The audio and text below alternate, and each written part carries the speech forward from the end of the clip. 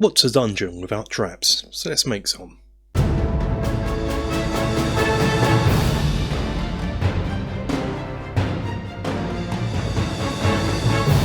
Hello and welcome to the Battling Barrow. In this video we are going to make some traps, and these will be for my Heroquest board inspired dungeon tiles. I've done many types of dungeon tiles on the channel, and that's the system I prefer out of all of them, and that's one I use for my game. So we're going to make dungeon tiles for those, and being as it was inspired by the Heroquest board, the dungeon tiles traps we're going to make in this video are also going to be inspired by Heroquest.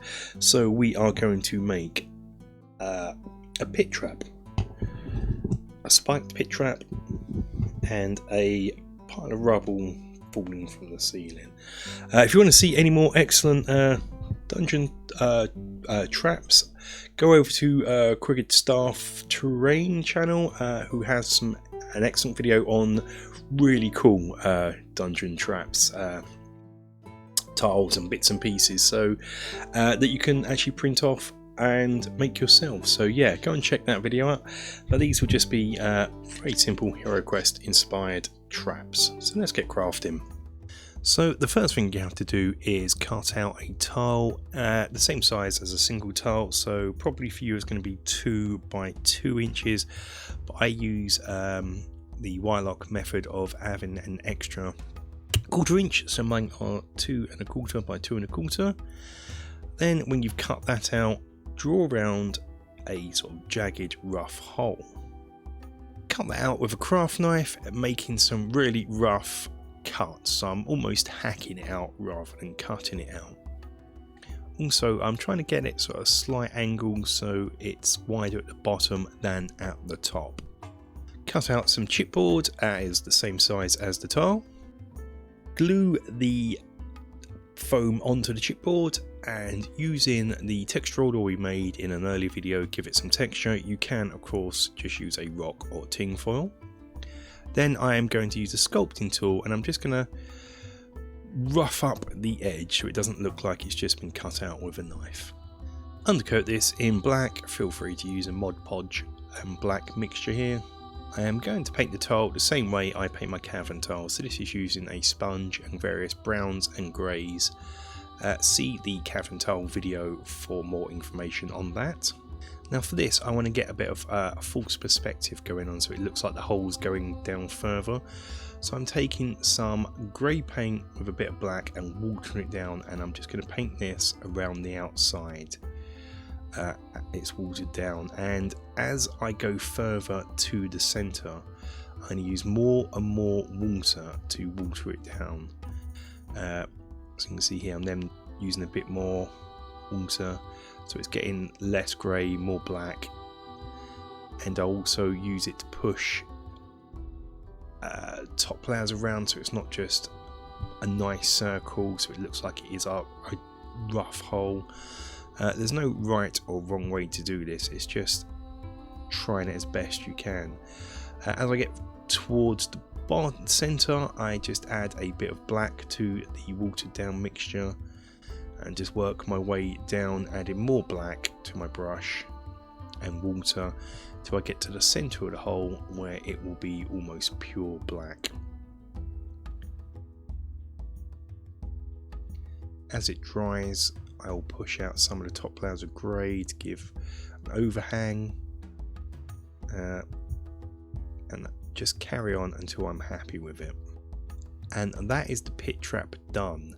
Next up, the spiked pit trap. For this, it's done in much the same way. I take a bit of chipboard that's the same size of a single tile, and then I cut out 4 strips of foam that are about 1/4 inch thick. 2 are the same lengths as the chipboard, and 2 are have 12mm is the only way I can describe it, cut out of them, so when they fit together to form a square. Hopefully that makes some sort of sense. These are then glued into place. The spikes are just bamboo skewers cut to about 1/2 inch down, just under 1/2 inch, and you will need a lot of these. You'll need 25 because I'm going to glue them in rows of 5 by 5. These are then glued into place. Once the glue's set, I'm going to come in with a pair of tweezers just to try and remove the worst of the wispy bits because I'm using hot glue. You could have of course, used something like PVA. It will take longer to dry, but you won't have to do this step. Then I'm going to undercoat it all in black. After that, the walls are painted in the same way as my dungeon tiles. That's just a grey, a dry brush of a tan and a wash in black. And the spikes are painted in bolt gun metal. And then once that's dry, I just come in with some coat arms, vampire blood, and just dab some red on the tips of them. And that is your pit trap done. For the collapse ceiling rubble pile, we start off with a bit of chipboard that is the same size as a single tile. So again, in this case, 2 1/4 by 2 1/4. Onto this, I just glue a load of scrap pieces of foam and balsa wood. I use some fairly big pieces of scrap foam as a substructure. Then over the top of this, I use some leftover bricks from projects I've had. Just offcuts of rough foam and bits of balsa wood that I've snapped so the edges are rough. With this you can really go to town. Then I'm going to come in with some large pieces of ballast and I'm just going to glue those into place too. I am now going to come in with some PVA and just coat the whole piece in PVA. Once this is done, filling in all the cracks and bits and pieces, I come in with some medium ballast, some small ballast and some modelling sand and just sprinkle that all over. Let that dry, shake off any excess, then come in with the scissors and cut around the chipboard base so it's the same shape as where all the bits and pieces have now glued, because you don't want it to be a perfect square as a base. Paint this black, and it's probably a good idea to use Mod Podge and black to help seal in all the glue bits. You can of course just use PVA paint and black for this part to achieve the same effect. Painting is rather simple, coming with some greys on the rocky bit and some browns on the woody bits. And with that, the rubble pile is complete, and that's the traps complete.